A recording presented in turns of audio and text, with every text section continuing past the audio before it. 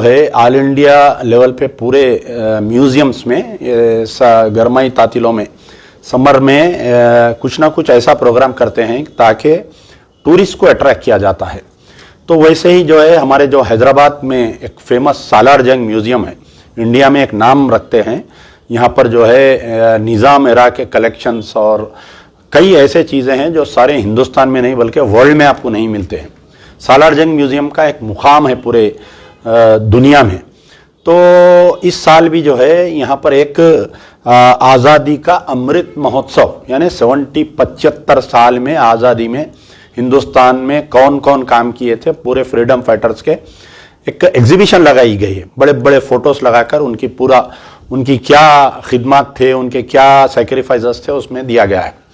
बड़े हैरत की बात यह है कि आरएसएस के जो बानी हैं केबी हेडगेवर, उनकी एक 5 फीट की तस्वीर लगाई गई है और विनायक दामोदर सावरकर उनकी एक 5-7 फीट की तस्वीर लगाकर आरएसएस आइडियोलॉजी को लाकर जो है आज की हिस्ट्री को रीराइट किया जा रहा है।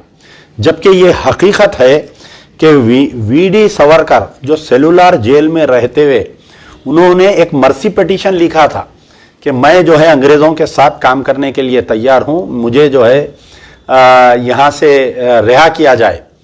तो तारीख भरी हुई है कि आरएसएस के जितने भी आइडियोलॉग्स थे, फाउंडर्स थे, मेंबर्स थे, ये तमाम लोग जो है अंग्रेज़ों के साथ काम किए। इनका जो है आज़ादी की तारीख से कोई ताल्लुक़ नहीं है इनका।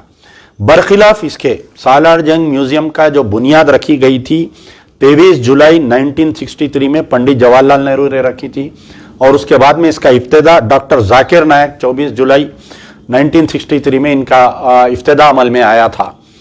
लेकिन जो 75 साल की जो तारीख पेश किया जा रही है, जो असली आज़ादी में हिस्सा लेने वाले थे, यानी डॉक्टर BR अम्बेडकर की तस्वीर नहीं है वहाँ पर। बड़े हैरत की बात है, भगत सिंह जिसको फांसी दे दी गई थी, जो अंग्रेज़ों से कभी कॉम्प्रोमाइज़ नहीं किए थे, उनकी तस्वीर नहीं है।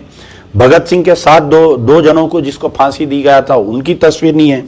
मंगल पांडे की एक बड़ी तारीख है, उनकी तस्वीर नहीं है।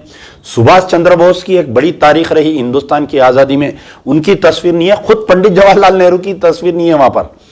तो ऐसा महसूस हो रहा है कि जो सालार जंग म्यूजियम के जो क्यूरेटर है, जिसको इंचार्ज जो क्यूरेटर बोलते हैं, ये कहीं ना कहीं जो है आरएसएस की आइडियोलॉजी को ये हिंदुस्तान की आज़ादी पे थोपने की कोशिश कर रहे हैं और rewriting of the Indian history with RSS ideology. तो ये बड़ा ही खतरनाक जुर्म है। ये जो सालार जंग म्यूजियम के क्यूरेटर को क्रिमिनल केस में बुक करना चाहिए उनको।